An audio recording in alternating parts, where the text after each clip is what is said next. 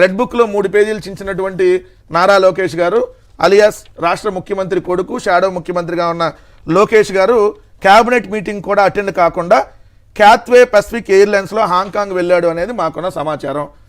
ఇదన్నా కరెక్ట్ అయితే ఆయనకు అక్కడ కొంచెం బందోబస్తాన్ని ఏర్పాటు చేయండి. రెండోది, ఈయన అట్లా వెళ్ళాడంటే మళ్ళీ ముఖ్యమంత్రి గారు మళ్ళీ హిందూ ధర్మ ఉద్ధారకుడు, బూట్లేస్తే తప్ప పూజలు ఎప్పుడు చేయలేనటువంటి వ్యక్తి, 40 గుళ్ళు మినిమం గోల్చకపోతే నిద్ర రానటువంటి వ్యక్తి, అలాంటి వ్యక్తి అదే జంతువుల కొవ్వు లడ్డుల్లో కలిసిందని చెప్పి ఉన్మాదకరంగా మాట్లాడేటటువంటి మన హిందూ మత ఉద్ధారకుడైనటువంటి చంద్రబాబు నాయుడు గారు కనపడకుండా వెళ్ళాడు. ఎప్పుడు?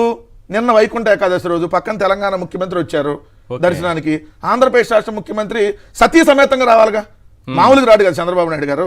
బూట్లు వేసుకొని సతీ సమేతంగా వచ్చి పూజలు చేయాలి కదా. మరి నిన్న రాలేదేంటి అని ఎంక్వైరీ చేస్తే విదేశీ పర్యటన అని రాశారు. ఏ విదేశీ పర్యటన రాయాలి కదా? అమెరికా పోయాడా, అండమాన్ నికోబార్ పోయాడా, అంగారగ్రహం మీదకి పోయాడా, ఎక్కడికి పోయాడో తెలియాలి కదా. అది ఎక్కడా గోప్యంగా ఉంచారు. ఎందుకు ఒక ముఖ్యమంత్రి పర్యటనని, అది వ్యక్తిగత పర్యటన అయినా పలానా ఏరియాలో ఉన్నారు పలానా దేశం వెళ్ళారని చెప్పకపోతే రేపొద్దున ముఖ్యమంత్రి గారికి భద్రత ఎవరు కల్పిస్తారు? Point number 1. ఆయన మాకున్న సమాచారం ప్రకారం వైకుంఠ ఏకాదశి కంటే చాలా ఇంపార్టెంట్ పనిలో వెళ్ళాడు. ఏంటదంటే 9H మాల్టా దేశానికి చెందినటువంటి స్పెషల్ ఫ్లైట్. ఇది ఇండియన్ ఫ్లైట్ కాదు, 9Hతో స్టార్ట్ అయింది. నార్మల్గా ఇండియన్ ఫ్లైట్స్ అయితే వీటితో స్టార్ట్ అవుతాయి. సో ఇది మాల్టా దేశానికి సంబంధించినటువంటి స్టార్టింగ్ 9H అని వస్తుంది సిరీస్. దీనికి సంబంధించినటువంటి స్పెషల్ ఫ్లైట్తో నిన్న ఉదయం 10 గంటల కంటే వైకుంఠ ఏకాదశి రోజున 10 గంటలకి హైదరాబాద్ శంషాబాద్ ఎయిర్పోర్ట్ నుంచి ఏదైతే ఆయన బాలీకి వెళ్ళాడని మాకున్న సమాచారం.